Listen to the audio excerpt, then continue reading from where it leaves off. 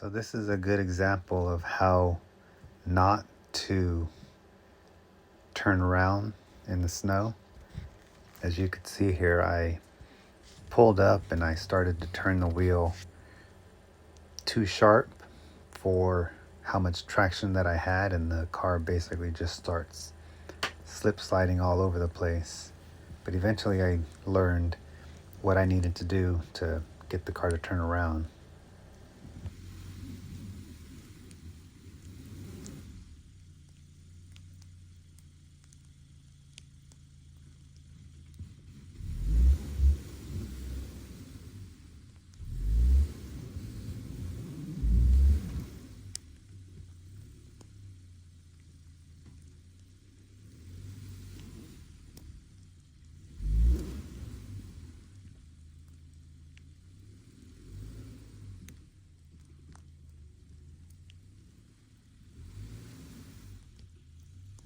As you can see here, I don't have a whole lot of space. The car's basically back and forth because the first turn that I made put the car in a position where I didn't have enough space to turn, and there was a big log right behind me.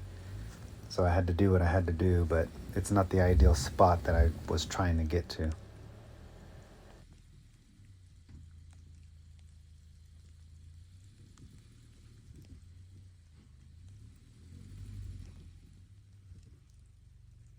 I'll save you some of the time it took me to turn around, but basically I finally figured out how to get it going.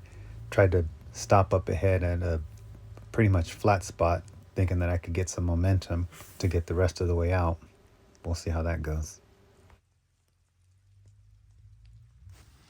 Made about a 500-point turn, but got it out. Thank you, Subaru. Woohoo! Stopped up there. Let's see what else I can do. Get out of here. That was fun.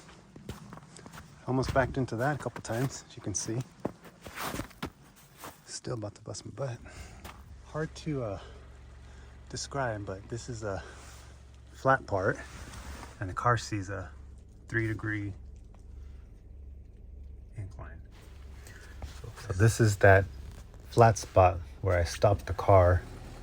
As soon as I try to go, the car basically starts to lose traction and starts going sideways. And I'm trying to keep the car basically on the road so I don't slide off the side of the road, get in a really bad spot. So as soon as it starts to go sideways, I basically back up, and then I back way back up almost to where I was at, because what I was afraid of. I got to this point right here by just backing up a little bit, and it basically wouldn't get up that hill.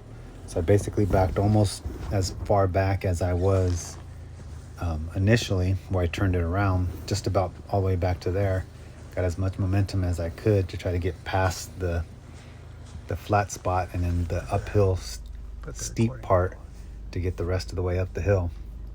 You can hear the engine revving up as I'm going up that hill, but basically my mentality at that point is just, if the car's moving forward, don't stop. I had to get on and off the throttle to keep it going, but I just didn't want to stop.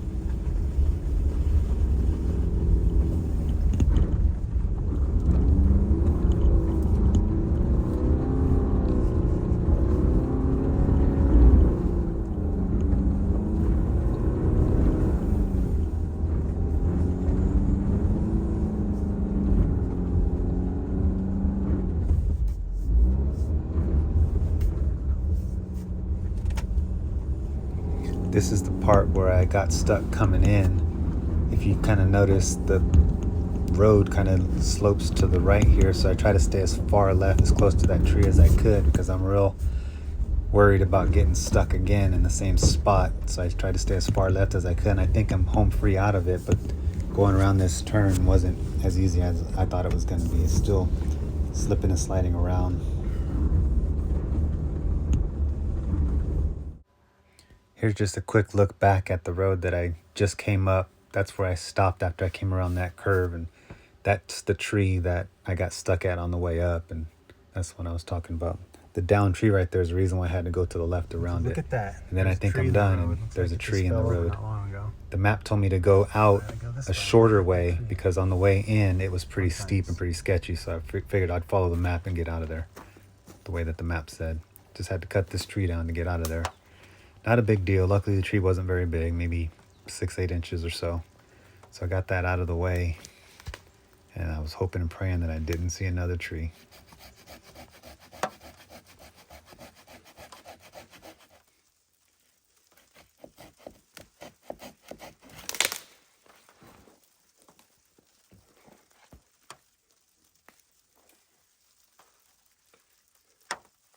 Lucky for me, it wasn't big.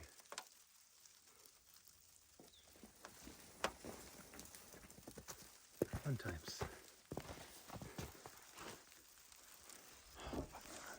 Looks like it's starting to snow. Man, get out of here.